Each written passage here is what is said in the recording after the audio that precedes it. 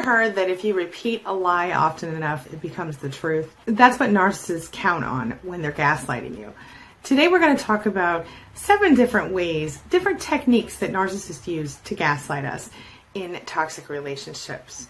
This will help you to better understand the person you're dealing with, better understand what you've been through, and hopefully not go through it again. All right, knowledge is power, my friend. Let's get started.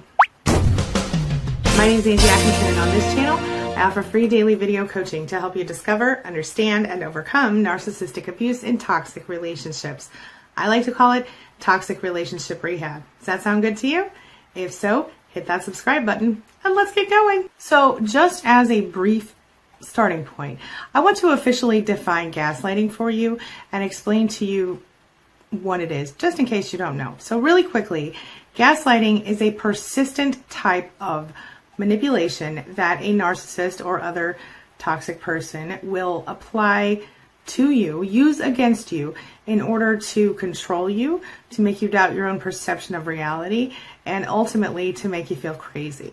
When they make you feel crazy, then they can feel in control of you, and often you'll give up the control when you reach that point because you don't know what else to do. Today we're going to talk about, like I said, 7 different tactics that commonly are used by gaslighters in relationships. We're going to start with one of the most obvious ones, the biggest, most painful one maybe. And that is to dominate you, to control you. The narcissist will behave as though you deserve nothing at all when it comes to having choices, opinions. Anytime you have a choice or an opinion to state or make, the narcissist will minimize you and attack you. They lie to you, they manipulate you, they coerce you in order to keep you in a constant state of insecurity and fear. When you live in a state of fear, you'll have almost no choice but to submit to their will, and that's exactly what they want.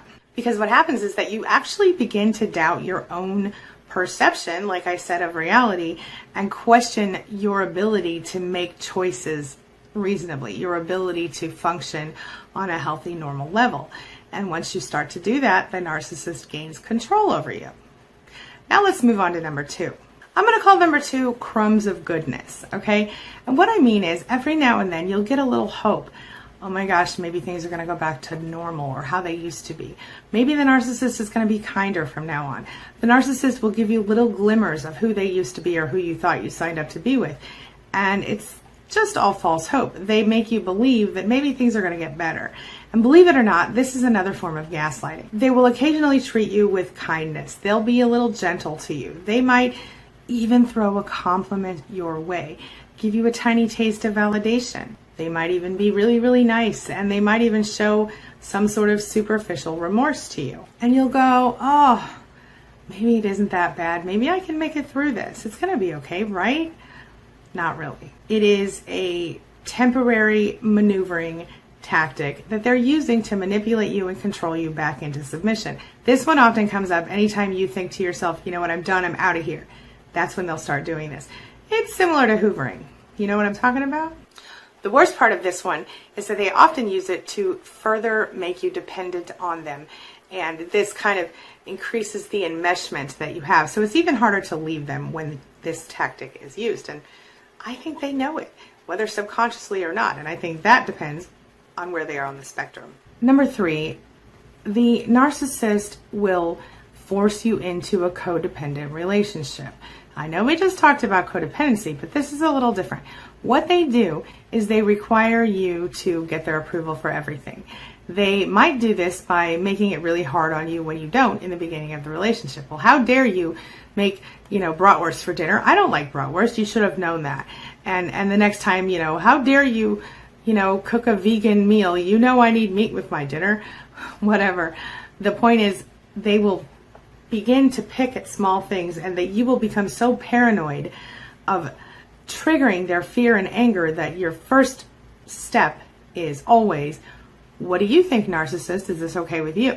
Codependent is defined by the dictionary as excessive emotional or psychological reliance on a partner. Your narcissist exploits this, constantly pulling your strings, pushing your buttons, to force you to be insecure, anxious, and worried, and not be able to function with your own thoughts and feelings.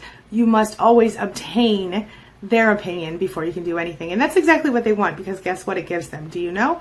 Control. Yes. So by forming a codependent relationship with you, they keep you in a constant state of fear, constant state of vulnerability, and they constantly invalidate you. Number 4, a narcissist will wear you down. That's a technique. Sometimes they do this by depriving you of sleep, keeping you up in the middle of the night or waking you up in the middle of the night to actually abuse you. I did a whole video on that called sleep abuse. They stay on the offensive in order to constantly have you in a state of high stress, high anxiety. Your adrenaline's always going. Eventually you're exhausted. You might even say to people or to yourself all the time, oh my God, I'm so exhausted. And when you do that, you become discouraged. You become pessimistic. You resign yourself to, this is my life. You stay scared. You stay debilitated. You're always doubting yourself. Everything you think, feel, and say, you're doubting it. You start to question your own perception of reality.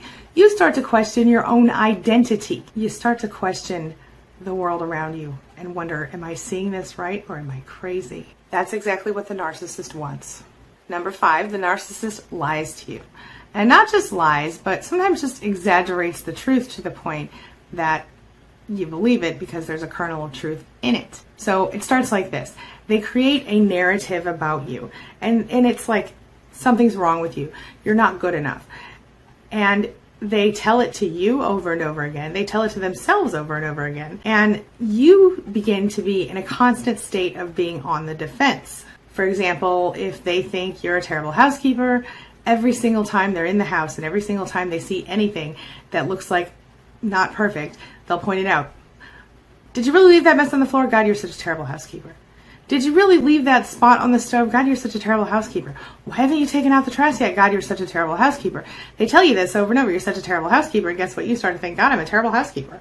Same thing could happen to you from a narcissist at work. If you are working in a company and let's say you run a department, that makes widgets, and somebody over here from the Wingle department is like, the widget department is a complete joke. I cannot even begin to wonder, why do they pay this department? Why are you even over there? And they start to slowly tear you down, that narrative. The widget department doesn't matter. The widget department is no good. And pretty soon, you and maybe other people in the widget department are freaking out going, oh my gosh, we're sucky. Well, it's not the truth. It's just the case that the narcissist came after you because the narcissist maybe was threatened by you or whatever. It doesn't matter. It's a false narrative the narcissist gave to you, and you started to believe it because it was constantly going in your head. Same deal with, like, say, a narcissistic mother. She might, the way you put away the groceries in the house, you put the cans upside down. I told you to put the cans right side up. How come we keep going through this over and over again? You know what I'm saying? It's one thing after another. It's a constant, it's a narrative. They create a negative narrative about you, and then they begin to believe it, and they begin to ask you to believe it. And you do, because you don't know any different. Of course, this brings me to number 6. They repeat it again and again and again. So they constantly, if they find a tactic that works on you, they repeat it. If they find a narrative they like about you, even if it's a narrative that makes you look terrible, which it inevitably will be because it's a narcissist, guess what? They're going to repeat it to you over and over again. It keeps you on the defense. It keeps them on the offense. It keeps the stress levels in the relationship high and your satisfaction level non-existent. In fact, you stop caring about your satisfaction level because you're so freaking exhausted. It allows them to control and dominate you on every single level. This brings me to number 7, escalation. So when you come to them and you go, hey, listen, I know you're cheating on me. I saw you kissing another person in the street, let's say. You have irrefutable evidence. You saw it with your own eyes. There's no doubt about it. Maybe you even picked up your cell phone and took a picture of it. And you say, see, see, there you are kissing this other person. How can you deny that? Guess what? They will. They'll lie. They'll escalate the lie. They'll say, that's not me. That's just somebody who looks like me. Or they'll say, well, that's my sister, even though you've been together 20 years and you never met a sister. Or they'll say, oh, that's just somebody from work and I wasn't really kissing her. I just happened to look, it happened to look like that because I leaned over to whatever lie they want to tell you. And the more you don't believe them, the further they'll escalate the lies. They will flatly deny that they were even involved or maybe that they were even there. This, of course, helps you feel crazier because the more they say it, the more they deny it, the more you're likely to go, maybe I am wrong. Maybe, he seems really sincere. She seems like she really means it. Maybe I was mistaken. Maybe that person I've been with for 20 years has no freaking idea. Maybe I have no idea what they look like. Right. They escalate the lies in order to further hold out. They refute evidence with things like denial. Yeah. Blame. Well, I only did that because you haven't kissed me in a month. More false claims like that was my sister, my cousin, my aunt, my long lost mother. They twist the facts. And what it all comes down to is they are trying to create enough doubt and confusion in your mind that you might believe, A, that you're crazy enough to have been mistaken, that wasn't really them kissing a strange person, and B, that you feel confused. And because they are so adamant and so strong about this is really not the truth, what choice do you have but to believe them? And if you dare to question them, they smack you right down.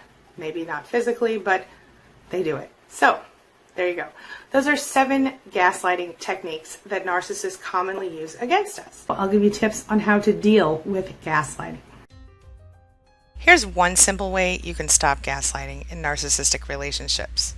Living with a narcissist for a long time can really start to feel like you lose the ability to function as an intelligent human being, right? Stop feeling confident about your looks, abilities, the reliability of your own thoughts and emotions. Narcissists are infamous for their gaslighting and manipulation techniques. The ones they actively use in order to get what they want. These techniques can be psychologically devastating for victims. Narcissists can have such an emotional hold on us that they literally invade our every thought. If someone in your life makes you feel completely worthless or constantly questions your sanity, you might be dealing with a narcissist who is actively gaslighting you. There are only a few ways you can stop gaslighting. The first and most drastic is to simply cease all contact with the narcissist. This is definitely the most effective way to end the cycle of emotional manipulation. But in some cases, no contact, as we all know, is not possible. So what are you supposed to do then? Well, simple. You limit contact at least as much as you can. Of course, it's not always going to be possible to avoid your narcissist, so only spend as much time with him or her as you must. Same goes for conversation when you do spend time together. Try to avoid it when you can.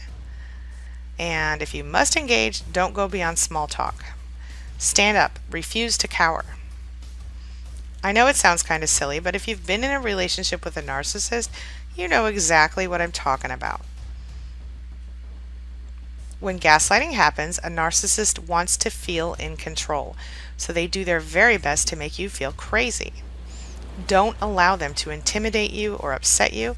Then take back your power and become the rightful mistress or master of your own destiny. But how do you do this? You simply refuse to react in any negative way, other than to quietly stand up and remove yourself if necessary. You refuse to be confrontational, and you watch the narcissist squirm. By not paying attention or giving him or her the satisfaction of a reaction, you cause the narcissist to feel irrelevant. That upsets and knocks the narcissist right off kilter, and he or she might even decide to go back into charming mode in order to get back the narcissistic supply, as in your attention. Either way, it stops the gaslighting, at least temporarily. So how about you? Have you found a way to stop the gaslighting? Share this video, share your thoughts in the comments below. So now it's time for the question of the day. And the question of the day is, are you familiar with gaslighting? Has it happened to you?